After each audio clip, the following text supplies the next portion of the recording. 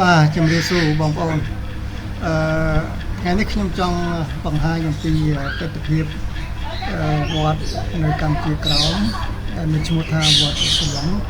ហើយវត្តសាឡុងគឺនៅក្នុងខេត្តឃ្លាំងនៅពេលដែលខ្ញុំមកដល់ភ្លាមខ្ញុំ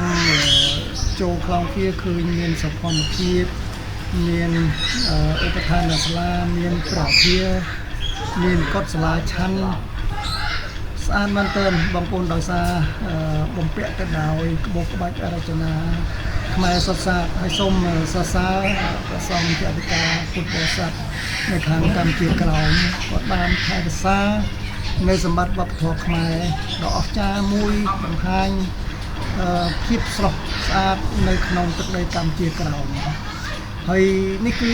ជាឧបដ្ឋានសាលាដែលជាកន្លែងសម្រាប់ធ្វើបុណ្យគឺដូចនៅក្នុងខ្មែរយើងកណ្ដាលដែរបងប្អូនគឺស្អាតមែនទែន